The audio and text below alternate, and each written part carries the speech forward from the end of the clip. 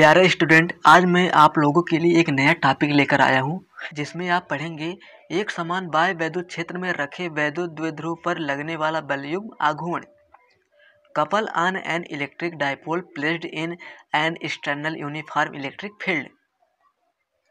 हमारे पास एक समान वैद्युत क्षेत्र है जिसमें एक डायपोल थीटा एंगल पर रखा गया है।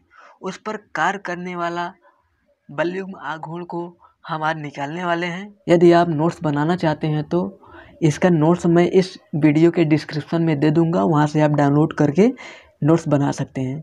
बहुत ही आसान नोट बनाया गया है। चलिए शुरू करते हैं। हमारे पास एक समान वैद्युत क्षेत्र है।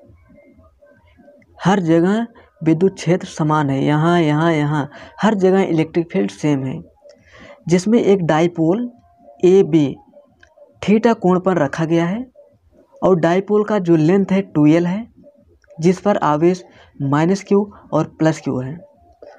+QE पर जो फोर्स लग रहा है विद्युत क्षेत्र के कारण, वह विद्युत क्षेत्र की दिशा में +QE है और -QE पर जो फोर्स लग रहा है इलेक्ट्रिक फील्ड के कारण, उस पर है -QE।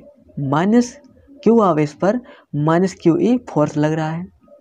ये दोनों बल मिलकर एक बलयुग्म का निर्माण करते हैं, जो द्विध्रुव को घुमाकर इस विद्युत क्षेत्र की दिशा में लाने की कोशिश करते हैं।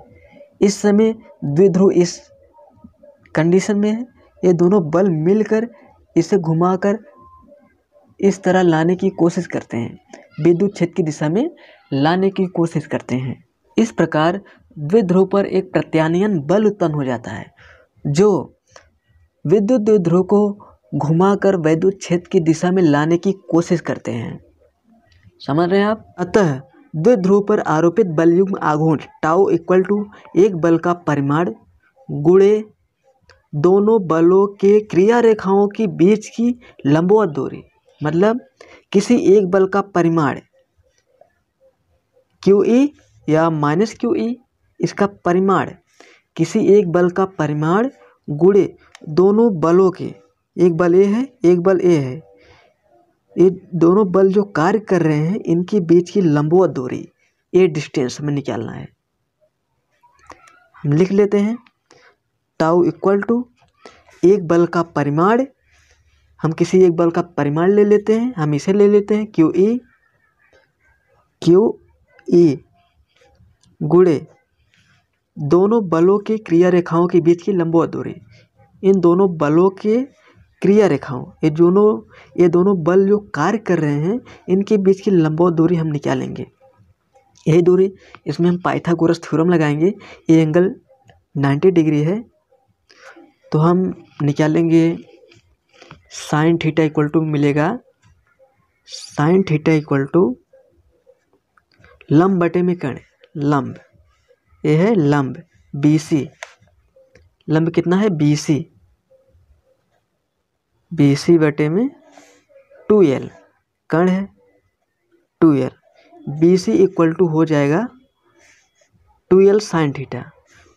ये डिस्टेंस कितना हो गया 2L sine theta, 2L sine theta. दोनों बलों की क्रिया रेखाओं के बीच की दूरी क्या हो गई 2L साइन थीटा है, गुणे 2L साइन थीटा। समझ गए आप? अब हम इसको इस तरह भी लिख सकते हैं, टाउ इक्वल टू Q गुणे 2L into E sign theta. अब टाउ इक्वल टू लिखेंगे, इसे हम लिख सकते हैं Q इंटू 2L को लिख सकते हैं P, इलेक्ट्रिक डायपोल मोमेंट। इतने के स्थान पर इलेक्ट्रिक डायपोल मोमेंट लिख सकते हैं P into E sine theta. ये हमारा निकला है बलयुग्म आघूर्ण। द्विध्रुव पर लगने वाला बलयुग्म आघूर्ण है tau equal to PE sine theta. अब इसे वेक्टर फॉर्म में किस तरह लिखेंगे? In vector form in vector form